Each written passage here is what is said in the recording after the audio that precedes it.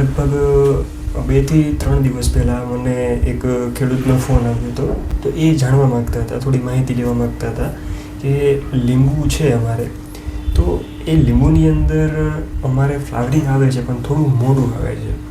તો એ થોડું આગળ વધે, થોડું વહેલું આવે, અથવા તો લીંબુમાં શું શું માવજત કરી શકાય, તો એમના માટેની અમને માહિતી જોઈતી હતી. એટલે સૌથી પહેલાં મારો આગ્રહ એ હતો કે જે પણ ખેડૂતો જે લીંબુની ખેતી કરે છે પહેલેથી, એમને મેં સંપર્ક કર્યો, એમને પૂછ્યો સાચી માહિતી, કારણ કે ગ્રાઉન્ડ લેવલ ઉપર જે ખેતી થતી હોય છે અને જે ખેડૂતોનો વર્ષોથી અનુભવ હોય છે, એ અનુભવ ટેકનિકલ માહિતી કરતાં પણ વધારે અગત્યનો હોય છે. એટલે મેં ગ્રાઉન્ડ લેવલ ઉપરથી ખેડૂતો સાથે વાતચીત કરીને માહિતી પણ લીધી, અને ગૂગલ છે એના ઉપરથી પણ મેં માહિતી ભેગી કરી છે.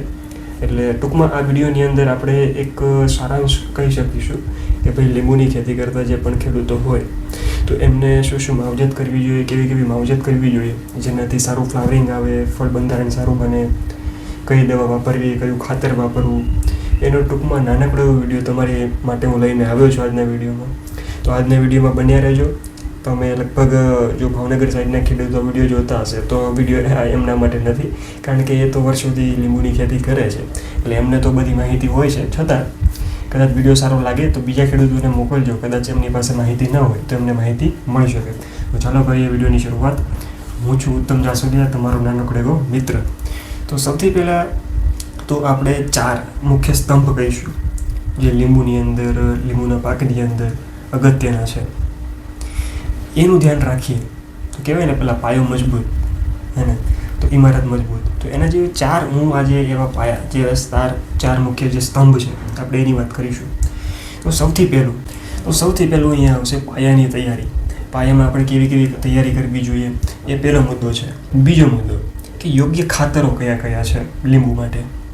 ત્રીજો મુદ્દો ફ્લાવરિંગ માટે ટ્રિગર કહી શકો કે રેગ્યુલેટર કહી શકો, એ શું છે.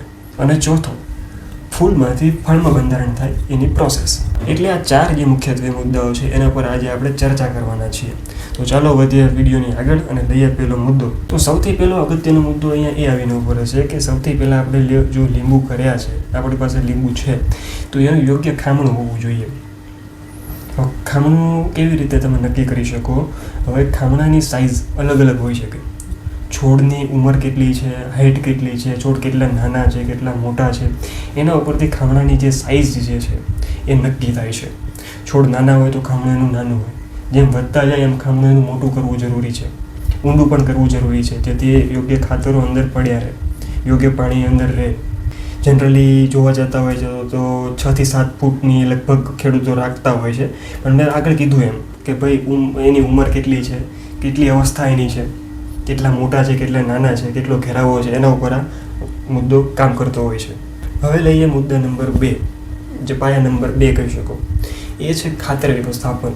કેવી રીતે અને કયું ખાતર તમે એની અંદર આપી શકો.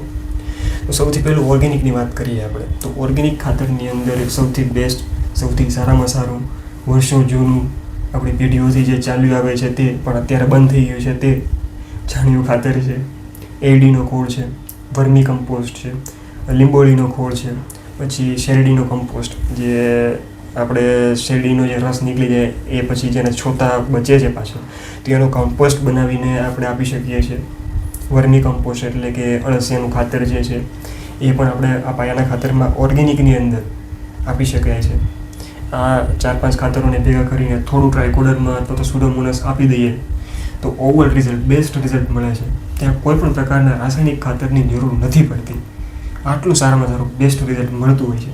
પણ છતાં આપણી પ્રાયોરિટી અત્યારના સમય પ્રમાણે થોડી ફાસ્ટ આપણે જોવા જતા હોય કે ભાઈ મને રિઝલ્ટ ફાસ્ટ મળે, તાત્કાલિક મળે, તો એના માટે આપણે રાસાયણિક ખાતરો વાપરતા હોઈએ છીએ. પણ જો ઓર્ગેનિકની અંદર પણ આ પોસિબલ છે, શક્ય છે, તો એના માટે મેં તમને આ ખાતરો કીધા, એ તમે વાપરી શકો છો. અને જો તમારી પ્રાયોરિટી એ છે કે ભાઈ મારે ઓર્ગેનિકમાં બહુ ઓછો રસ છે, રાસાયણિક તરફ જવું છે, તો એના માટે પણ છે. એના માટે આપણે ફોસ્ફરસ જેવા ખાતરો લઈશું. અહીંયા મુદ્દો અગત્યનો હું એ જ રાખીશ કે ફ્લાવરિંગ, વૃદ્ધિ વિકાસની વાત અલગથી કરીશું.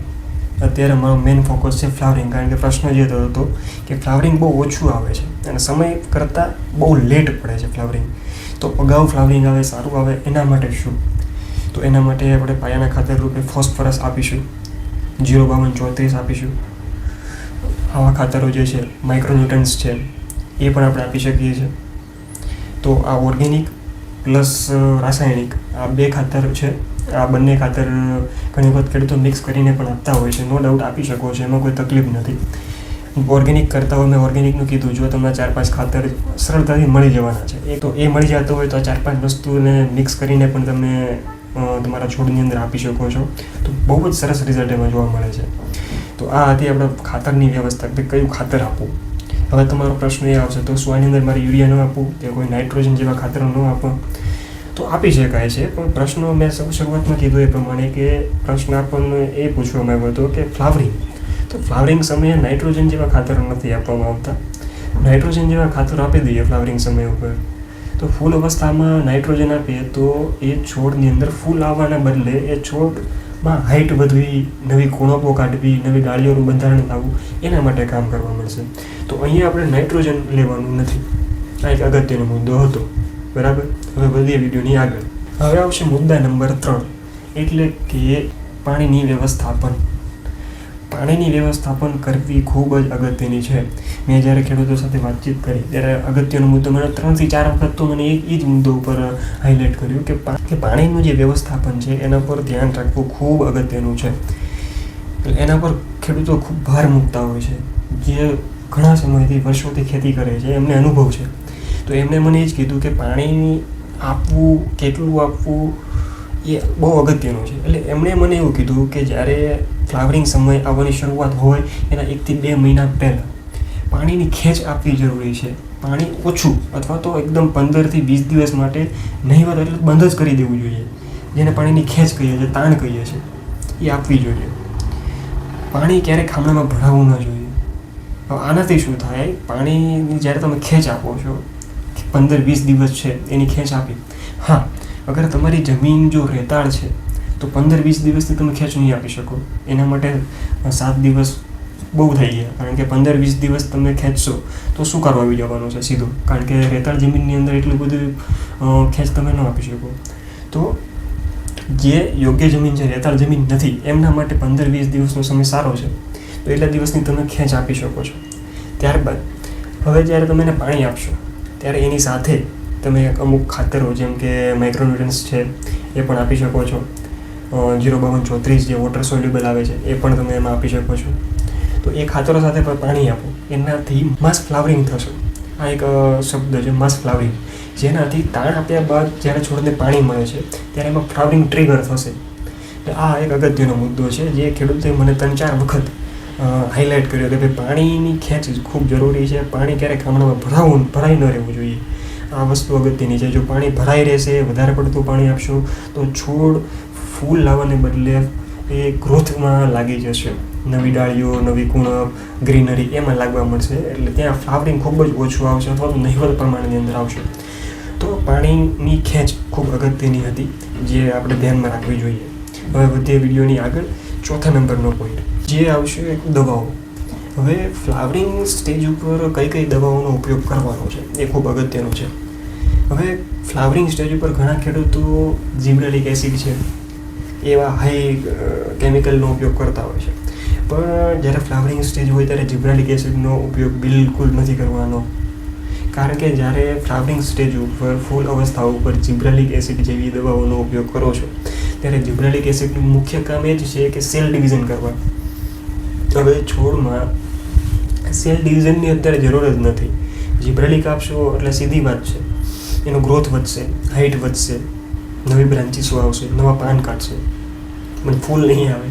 કારણ કે એક વસ્તુ તમે સમજો, છોડની પાસે જેટલો પણ ખોરાક છે એ ફૂલ અવસ્થા ઉપર સૌથી વધારે ખોરાકનો ઉપયોગ ફૂલ લાવવામાં થવો જોઈએ. જ્યારે જીબ્રેલિક આપો છો ત્યારે એ બધો ખોરાકનો ઉપયોગ કરીને છોડ વૃદ્ધિ વિકાસ કરવા મળશે. એટલે ફૂલ બંધારણ માટે જે ખોરાક જરૂરી જોઈએ એટલો નહીં મળે, છોડમાં વેચાઈ જશે. એટલે ત્યાં ફ્લાવરિંગ ખૂબ જ ઓછું આવશે. એટલે જીબ્રેલિક એસિડને લગતી કોઈ પણ દવાઓ ફૂલ અવસ્થા ઉપર છોડને આપવાની નથી. આ અગત્યનો મુદ્દો છે, ખાસ યાદ રાખજો. તો એની જગ્યાએ શું શું આપી શકીએ? તો નેપ્થેલિન એસેટિક એસિડ છે એ પણ તમે આપી શકો છો. પછી પેક્લોબુટાઝોલ કરીને આવે છે એ પણ તમે આપી શકો છો. ક્લોરોમેક્વિડ ક્લોરાઇડ આવે છે એ પણ તમે આપી શકો છો, પણ માપનું આપવું ખૂબ જરૂરી છે. આ દવાનું મુખ્યત્વે કામ શું છે, એ શું કરશે, જ્યારે ફ્લાવરિંગ સમયે એટલે કે ફૂલ અવસ્થાએ જ્યારે તમે આનો સ્પ્રે કરશો ત્યારે એ છોડની અંદર જે વૃદ્ધિ વિકાસ થવો જોઈએ, નવી ગ્રીનરી આવવી જોઈએ, નવું પાન બનવું જોઈએ, નવી ડાળીઓ બનવી જોઈએ, એનું જે સેલ ડિવિઝન છે એને બ્લોક કરી દેશે અને એ બધો ખોરાક વૃદ્ધિ વિકાસમાં જે લાગતો હતો એ રોકીને ફૂલ લાવવામાં વાપરવાનું શરૂ કરશે. એટલે ત્યાં આપણે ફ્લાવરિંગ ખૂબ જ વધારે જોવા મળશે. કઈ દવા, નેપ્થેલિન એસિટિક એસિડ છે, પેક્લોબુટાઝોલ છે, પછી મેં તમને ચોથી કીધી ક્લોરોમેક્વિડ ક્લોરાઇડ છે. આ જે 3 પ્રકારની જે મેં તમને દવા કીધી એનું મુખ્યત્વે કામ જ આ છે કે છોડની અંદર જ્યારે ફ્લાવરિંગ અવસ્થા હોય ત્યારે તમે એનો સ્પ્રે કરો તો એ છોડનો જે ખોરાક જે છે એ સંપૂર્ણપણે ફૂલ બંધારણ માટે જ વપરાવાનું શરૂ કરી દે છે. એની વૃદ્ધિ, એનો વિકાસ, એની ગ્રીનરી, નવી ડાળીઓ એ બનાવવાનું બંધ કરાવી દે છે ત્યાં. એટલે બહુ અતિ સંખ્યાની અંદર તે ફૂલનું બંધારણ શરૂ થઈ જાય છે અને ખરતું પણ અટકાવે છે. પણ આ દવા જે મેં તમને 3 કીધી એનો ઉપયોગ કરવો સારો નથી એવું નહીં, પણ માપે કરવો, કારણ કે આની આડઅસર પણ છે. ઓલું કહેવાય ને એક સિક્કાની 2 બાજુ, એના જેવું છે. આના ઉપર હું અલગથી એક વિડીયો બનાવવાનો છું. ખરેખર આ વિડીયોમાં હું નહીં લઉં, કારણ કે વિડીયો જો આમાં જ એ ટોપિક લઈ લઈશ કે આ દવાની આડઅસર શું છે તો વિડીયો ખૂબ જ લાંબો થઈ જશે. મારા વિડીયોને લાંબો નથી કરવો, એટલા માટે આ જે 3 જે મેં તમને જે દવા કીધી એના ઉપર એની આડઅસર શું થાય એનો વિડીયો હું અલગથી બનાવીશ. ફાયદો શું થાય એ તો મેં તમને કહી દીધો કે ભાઈ જે છોડનું વૃદ્ધિ વિકાસ અટકાવી દેશે અને પૂરો ખોરાક જે છોડની અંદર બને છે એ ફૂલ બનાવવામાં વાપરશે, જેથી ફૂલની સંખ્યા વધે, ફૂલ સારી પ્રમાણમાં બેસે, ફૂલ ખરતું અટકે, એના માટે કામ કરે છે. બરાબર છે? તો એના માટે આ 3 દવાઓ છે. આવી બધી વિડીયોની આગળ હવે જ્યારે તમે સિંચાઈ કરી દીધી છે, ખેંચ પાડી દીધી 15 થી 20 દિવસની, એ બાદ તમે જ્યારે પાણી આપો છો તો એની સાથે તમે ખાતર પણ આપી શકો છો. જે મેં તમને કીધું વોટર સોલ્યુબલ જે કીધું 05234 છે એવા.